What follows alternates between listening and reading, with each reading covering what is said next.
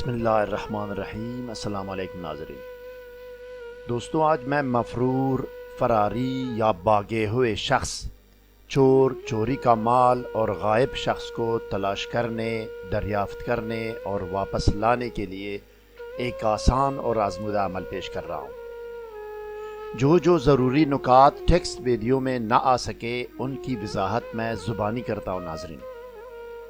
چور یا غائب یا گمشدہ یا مفرور اور بھاگے ہوئے شخص میں مرد، عورت، بالغ اور نابالغ سب اس میں شامل ہے۔ گمشدہ مال اور چوری شدہ مال میں یہ فرق ہے ناظرین کہ گمشدہ مال وہ مال یا چیز ہے جو کہیں جاتے ہوئے آپ کی جیب، آپ کی موٹر سائیکل یا آپ کی سائیکل سے کہیں گر گیا ہو، یہ گمشدہ ہے۔ چوری شدہ مال وہ مال یا وہ چیز ہے جو کہ کسی نے آپ کے پاس سے یا آپ کے گھر سے یا آپ کے دفتر سے یا گاڑی سے چوری کیا ہو۔ آج میں مستند ترین عربی کتاب سے سورہ حج کی آیت کا عمل پیش کر رہا ہوں۔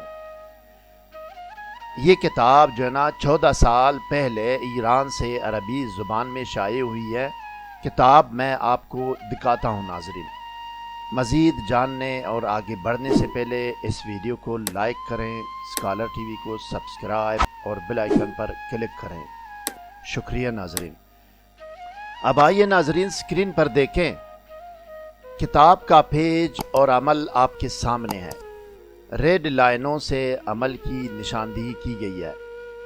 عربی آپ بھی سمجھ سکتے ہیں اور کسی اور سے بھی تصدیق اس کی کرا سکتے ہیں، کسی عربی دان سے۔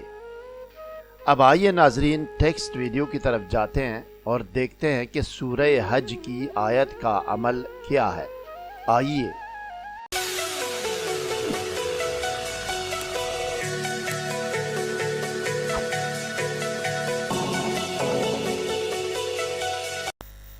خبردار، ناجائز، نامشروع، خلاف قانون مقاصد، ارادوں اور انجام کے لیے کوئی بھی عمل کرنے کی اجازت نہیں ہے۔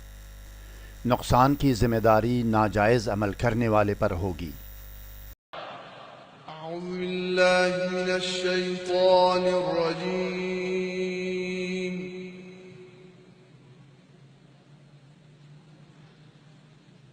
بسم اللہ الرحمن الرحیم۔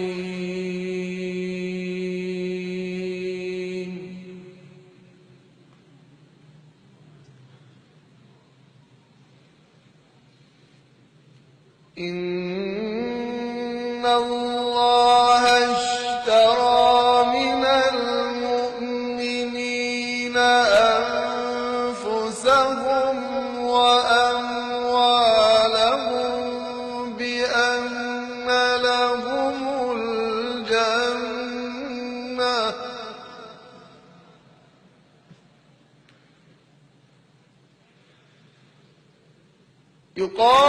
يقاتلون في سبيل الله فيقتلون ويقتلون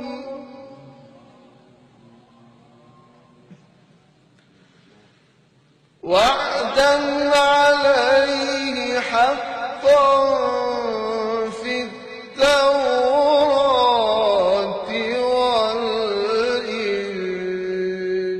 والإنجيل والقرآن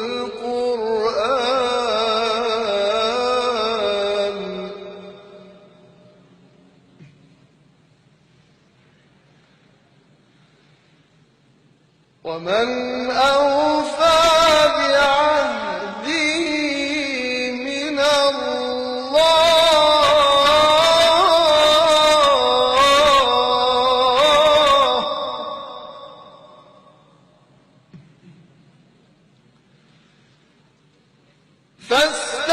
فاستبشروا ببيعكم الذي بايعتم به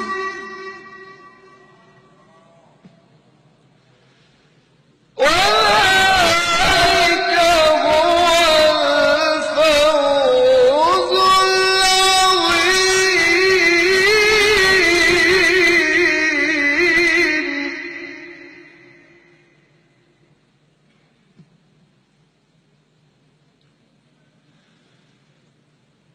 أتبعوا